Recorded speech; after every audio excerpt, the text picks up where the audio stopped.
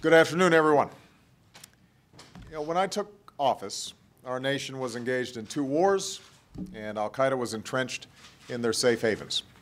Many of our alliances were frayed, and America's standing in the world had suffered.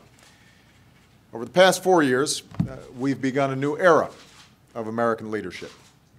We ended the war in Iraq, put the al-Qaeda core on the path to defeat, and we're winding down the war in Afghanistan. We've strengthened our alliances, including in Asia, forged new coalitions to meet global challenges, and stood up for human dignity, from North Africa to the Middle East to Burma. We still, of course, face great challenges, but today I can say with pride that the United States is safer, stronger, and more respected in the world. In this work, I've been grateful for an extraordinary national security team. Tom Donilon has been a part of that, and I'm grateful to him. Of course, one of the most important people in this whole transformation has been our outstanding Secretary of State, my friend, Secretary Hillary Clinton. Hillary wanted very much to be here today, but she continues to recuperate. I had a chance to talk to her earlier today, and she is in good spirits and could not be more excited about the announcement that I'm making. Over the last 4 years, Hillary's been everywhere, both in terms of her travels, which have seen her represent America in more countries than any previous Secretary of State, and through her tireless work to restore our global leadership. And she's looking forward to getting back to work, and I am looking forward to paying tribute to her extraordinary service in the days to come. Today, though, I'm looking ahead to my second term, and I am very proud to announce my choice for America's next Secretary of State, John Kerry. In a sense, John's entire life has prepared him for this role.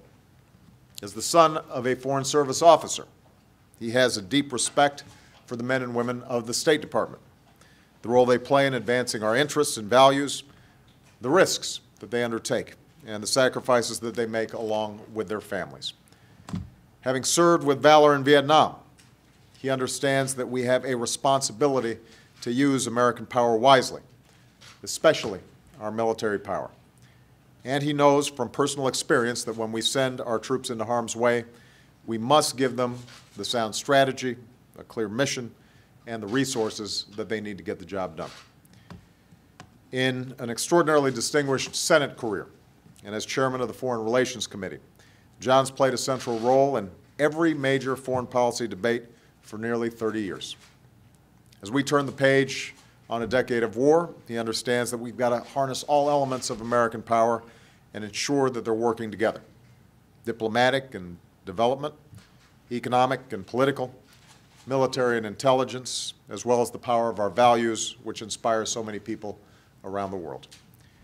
As John has said, we are an exceptional nation not because we say we are, but because we do exceptional things.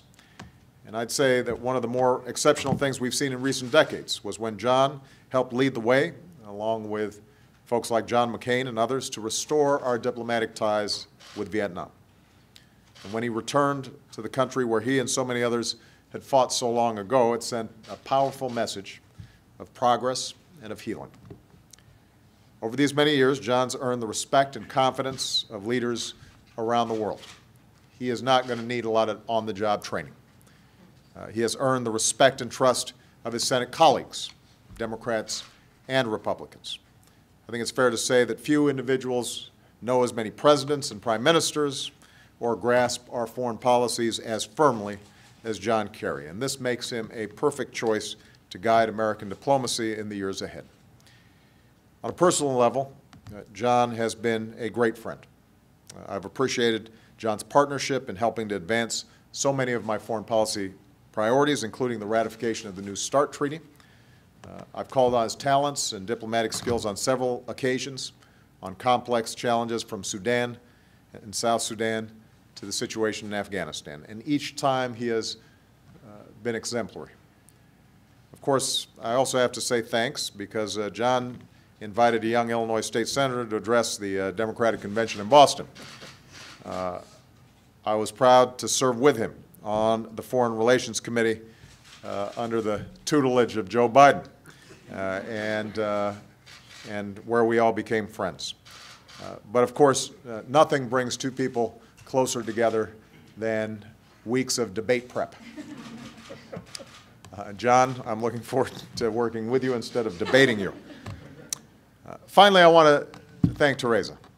As someone who came to this country as an immigrant, she understands the shining values that America represents to the world.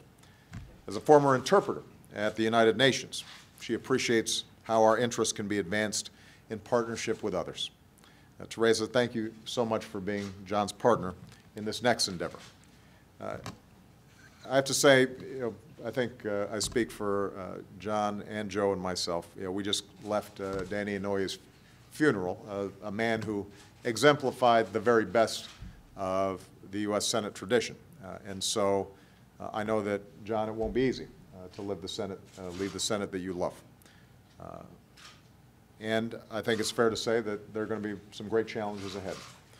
An uncertain world will continue to test our nation. But even with all the challenges that we face, I have never been more confident, more optimistic, that if we act with wisdom and with purpose, and if we're guided by our values, and we remind what binds us together as Americans, the United States will continue to lead in this world for our lifetimes. So, John, I'm very grateful that you've agreed to take on this new assignment. I'm confident that the Senate will confirm you quickly.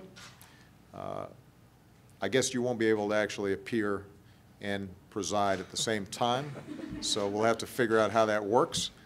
But I know that you are going to be an outstanding Secretary of State. Thank you so much. Congratulations.